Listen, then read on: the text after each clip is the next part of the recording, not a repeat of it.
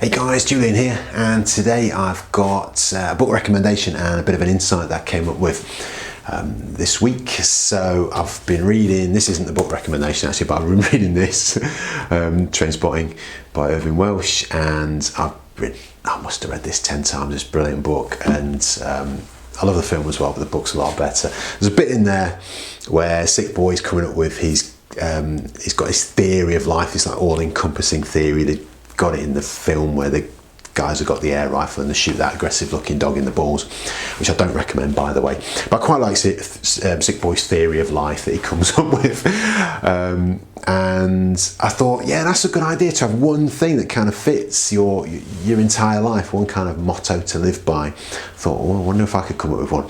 And then at walking the other day, I thought, actually I might have got one here, and what it is, mine is do one thing at a time. Simple as that, right? So I know what you're thinking, that sounds so simplistic, it's hardly worth even saying. And we do it anyway, right? Well, of course we do one thing at a time. How can you do anything else? But if you're anything like me, you don't. When I'm trying to write, I generally am flicking between, check the news, the weather, the Twitter, you know, all these other distractions of life. When I'm chatting to the kids, I'm often thinking about what I'm supposed to be doing later, what we're having for dinner.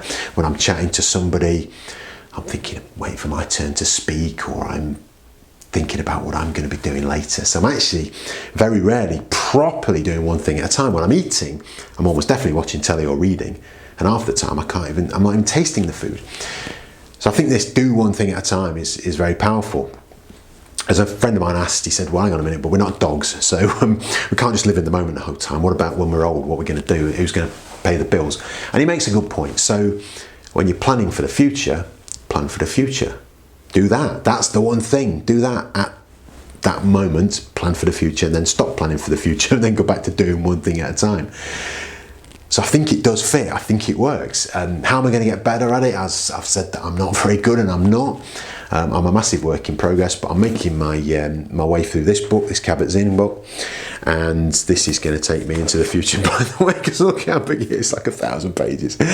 But I've got that far into it, and already there's a lot of wisdom in there. He probably says the thing about do one thing at a time in there somewhere. I'm not claiming it's original, but for me that whole sort of mindfulness meditation kind of thing is practice at doing one thing at a time, and the thing that they get you to practice is concentrating on the breath. And it's not getting rid of your thoughts. Don't think that you'll ever be able to do that. I mean, try that if you like. Try and not think of anything. I mean, that's like trying not to think of the pink elephant, you know, in the room. It's impossible. So I've heard it described as like a bicep curl for your mind. So the mind wanders. It will wander. It always wanders. Sometimes for 2 or 3 minutes.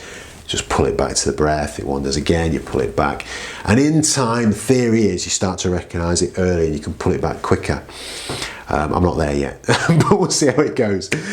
So that's it, guys. It's a work in progress for me. I think it's really interesting stuff. I think it's going to have knock-ons to the rest of my life, and we'll see how it goes.